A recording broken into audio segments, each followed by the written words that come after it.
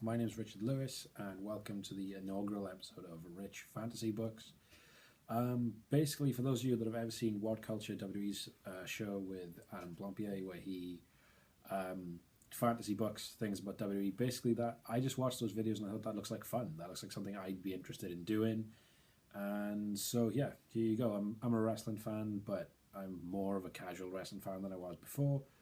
And honestly, coming on here and making videos, debating things and being part of a YouTube wrestling community was not really something that interested me anymore. This is just fun. This is a hobby for me. And if lots of people watch them and get interested in them, cool. And if they don't, then I'm still going to do them because I enjoy them. But anyway, I thought we'd start off, since we're however many weeks away from WrestleMania, I was going to fantasy book WrestleMania weekend from start to finish. So we're going to begin with NXT Takeover Dallas. There may well be 3 parts to this if I have to do WrestleMania in 2 parts, but for the time being, this is part 1, Rich Fantasy Books, NXT Takeover Dallas. So we're going to start with, I'm going to think what I thought we were going to start with. We're going to start with, American Alpha versus the Vaudevillains versus Blake and Murphy. This is, I suppose, just kind of a way to get people on the card. It's also a way to get Jordan and Gable on a match that matters and isn't just there for the fun of it. I actually went to NXT Takeover London, and it was really, really cool to see Jordan and Gable, and they were nigh on the most over thing on the show. But you kind of knew that their match didn't really mean anything. It was the match, I think it was on NXT the week after, but obviously they filmed it at the same time, and it was kind of just, we know this match doesn't really mean anything, so it would be cool to see those 2 guys in a match that means something. So we're going to say that this match is for the number 1 contendership for the tag team titles. American Alpha are going to go over. I think this is probably about the time we'll see the Vaudevillains come back. They've been airing promos about them being heel now. And Blake and Murphy are fine. They're not the best tag team in the world, but I think with Alexa Bliss, she's a much better heel than I ever thought she would be, and she really adds something to them as a package. So all those 3 teams are pretty decent. Jordan and Gable are going over, and they're the number 1 contenders to the title, so that's a decent start to the night. Matchup 2, we're going to jump straight into the Women's Championship, and that's going to be Bayley and Asuka. I think that match is coming. They've been hinting at it on TV that Asuka wants a title shot, and really with how dominant they've made her on TV, I don't think you can really justify keeping her away from the championship any longer. It's a very legitimate main event. You could argue it should be the main event, but we're going to put it on here because I just think we've had a lot, and I think the storyline that'll go into what I'm going to put as the main event for the NXT Championship probably is a little bit more convincing as a main event storyline than this one will be. Basically, this is just going to be Asuka's the next best woman on the card, and she wants the title, so that's going to be the storyline. And yeah, their match is going to go on. Everything will be fine. Towards the end of the match, we're going to get a run-in from, and this is one of the reasons why this match isn't the main event, we're going to get a run-in from Eva Marie and Nia Jax. They're going to come in and try and interfere in the match. Carmella is going to come out and make a save. She's going to pull Eva Marie off the ring apron. Bayley will then take out Nia Jax off the ring apron, and then when she turns around, she's going to walk into Asuka's big spinning kick. Asuka wins the title. If you're wondering, did you just turn Asuka heel? No, because, she just took advantage of the situation. And during the build-up to the rematch, you can then do at some stage Asuka and Bayley versus Nia Jax and Eva Marie, and then she's still face then. So, sorry. So I just think I think that's a match that just makes sense.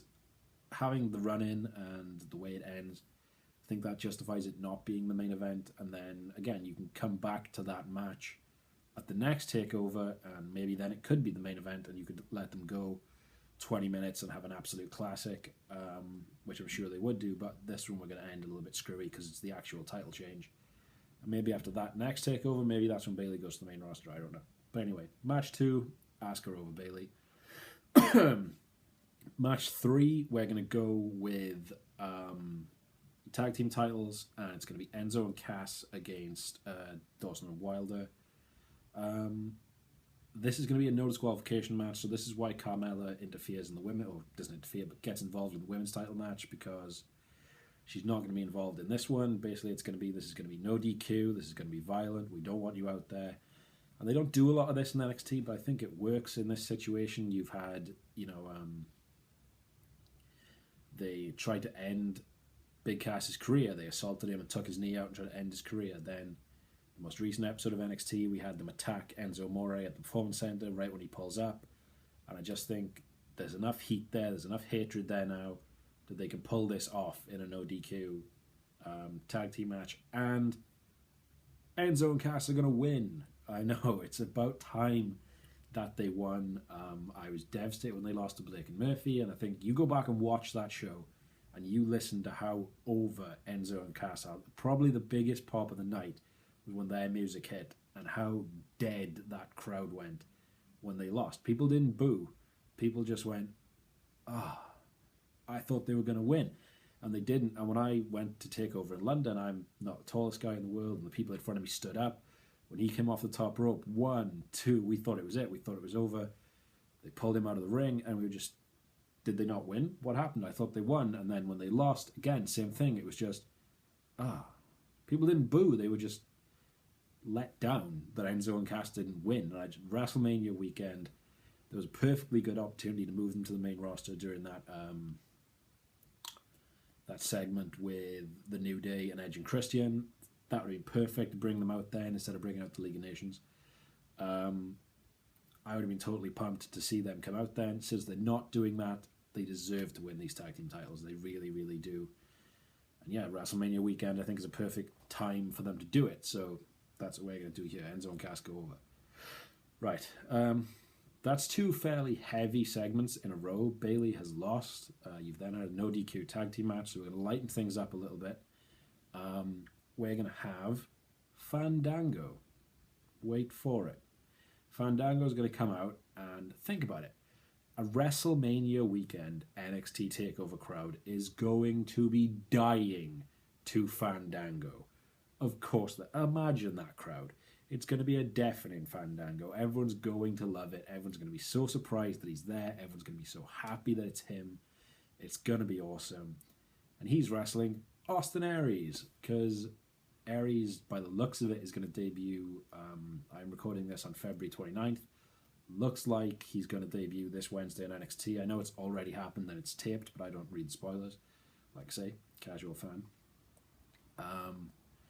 So I don't, what are we, 5 weeks away from WrestleMania? So I don't know how many matches he's actually going to have on NXT TV before this. I still think it'll be cool to see Aries in a WWE ring in this environment. So it won't be his debut, but I just think it'll be cool. And Austin Aries, let's face it, Austin Aries is an asshole. You know it, I know it. Austin Aries knows it. And he's going to go out there